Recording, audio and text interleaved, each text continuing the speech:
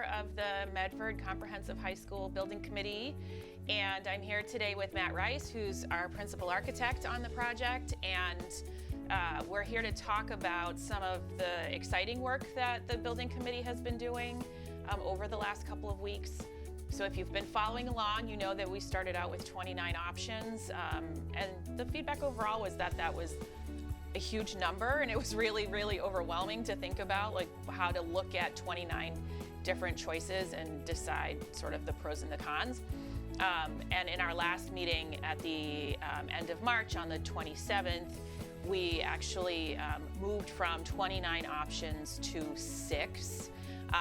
And those 6 options are somewhat governed by the requirements set forth to us by the Massachusetts School Building Authority in terms of sort of the structure of what we kept, but also in that meeting, there was lots and lots and lots of good discussion from the 25 thoughtful people who are donating their time and spending lots and lots of energy understanding this process with us about what they're thinking about, how they're making decisions, and asking lots and lots of good questions. So, Matt, I don't know if you have any impressions from that meeting in terms of what you heard from the committee and how that's like informing your work going forward, but that might be helpful to share before we dive into all the options. Sure. So I think the process was a very healthy one in terms of the dialogue back and forth, and we felt really happy actually coming out of that meeting with the quality and the variety of the different options that were selected, primarily because it gives us the ability to look at very different scenarios around the site, be they addition renovation options, be they the code repair option, or new construction options. So Matt, can you tell us what A and B means, just for anybody who had a hard time sort of following along with those 29 choices? Sure, yeah, and we tried to simplify it in terms of understanding, and that's really where this A, B, C, and D nomenclature came from. But the A options were really focused on the code repair scenario for the project. And this is a scenario that is dictated by the Massachusetts School Building Authority in terms of making sure that we have a baseline understanding of what it would actually take to repair, to fix the building that is here.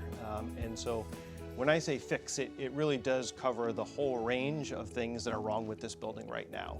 Certainly, it would address things such as the lack of energy code compliance here, both in the exterior envelope as well as the mechanical systems, the electrical systems. All these things are not code compliant as they would stand, so they would all need to be replaced as part of that baseline option. The B option, we actually have the chance to keep the existing structure, but completely reconceive of the internal workings of the building, in addition to sort of bringing it up to code and doing all those things that we have to do. We'll actually have the ability to really improve and meet the educational plan. So that's a key distinguishing factor between A and B, even though it looks like in the majority of this existing building will remain in place in terms of the structure that's here and sort of the general organization of the building. We will be reimagining it as part of this option. The C options were very much more focused in terms of the area of the existing building that we're looking at renovating. So the C options look primarily at renovating the gymnasium, the pool building, as well as the PE spaces that are immediately adjacent to the gymnasium. So the gymnastics gym, as well as the fitness center that are located there. We broke those out specifically because they are unique program elements from the Massachusetts School Building Authority reimbursement model. The gymnasium itself is much larger than what we can build if we were going to be building a new gym, which is what we'll look at when we get to the D options. And then the gymnastics gym and the fitness room are, again, large spaces that are not typically allowed to be built that large as part of a new build.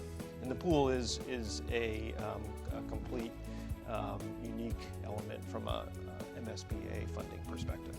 When we're talking about renovation, either in the B or the C option, we're really talking about dramatic reimagining of what those existing spaces are. We need to keep the bones of what's there, the structural frame, and not too much more than that, actually, because we do need to replace the entirety of the exterior envelope of all those existing buildings, and then the interior finishes need to be completely replaced and rethought about in terms of what they look and feel like. So we definitely have the ability and the need to, again, completely reimagine those spaces. Great. So D equals new construction. Correct. Okay. Does that mean it's in a completely different space than the building today?